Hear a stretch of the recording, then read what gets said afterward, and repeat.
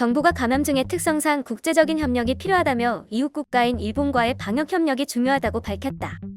김강립 중앙재난안전대책본부 1총괄조정관은 1일 오전 11시 정부 세종청사에서 열린 정례 브리핑에서 저희가 받은 바는 없지만 외교당국의 확인 결과 일본이 협력 희망 의사에 대해 인지하고 있는 것으로 알고 있다며 감염증의 특성이 어느 한 나라의 방역 조치를 갖고 상황을 마무리 지을 수 있는 성격의 질환이 아니기 때문에 태생적으로 국제적 협력이 아주 중요한 감염병이라고 말했다.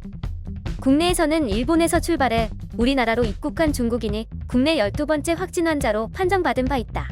현재까지 1만 774명의 누적 확진 환자 중 해외 유입 사례가 1073건이다. 김일 총괄조정관은 특히 이웃 국가들의 감염이 안정적인 상황으로 가야 우리나라의 감염병 위험 상황도 안정화될 수 있다는 것이 전제되기 때문에 일본과의 방역상 매우 중요한 가치를 지닐 수 있는 가능성이 있다고 말했다. 지난달 30일 기준 일본의 누적 확진 환자는 1만 4,088명이며 사망자는 415명이다. 인구 10만 명당 확진 환자 발생 수는 11.1명이고 확진 환자 중 사망자 비율을 나타내는 치명률은 2.9%다. 김일 총괄조정관은 방역 물품에 있어서 서로 지원이 가능한 부분이 있는지, 우리나라의 경험이 일본에서 어떻게 활용될 수 있는지에 대해서도 교류와 협력이 이루어질 수 있다고 말했다. 한편 국내 진단키트가 미국 식품의약국의 긴급 사용 승인을 받은 것에 대해 윤태호 방역총괄반장은 심사 절차를 간소화해서 신속하게 사용할 수 있는 제도이고 각 국가들에서 운영을 하고 있다며 절차상의 신속함을 통해서 한국의 진단시약들을 사용할 수 있도록 허용한 것으로 보면 될 것이라고 설명했다. 한편 일본 정부는 감염증 치료제 후보로 주목받는 미국 제약사 길리어드 사이언스의 에볼라 치료제 렘데시비르를 당분간 공적으로 관리하며 무상 배분할 방침이라고 마이니치 신문이 1일 보도했다.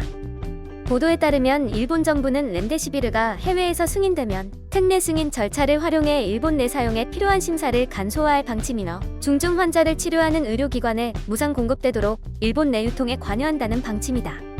일본 정부는 일본에 공급될 렘데시비르의 양이 한정된 수준일 것으로 보고 이 같은 방침을 정했다고 마이니치는 전했다. 이런 가운데 일본 정부는 자국 업체가 개발한 약품 아비간을 감염증 치료제 후보로 계속 홍보하고 있다. 교도통신에 따르면 모테기 도시미스 일본 외무상은 지난달 30일 열린 참의원 예산위원회에서 임상 연구 등을 위해 아비간을 요청한 나라가 약 80개국에 달했다고 말했다.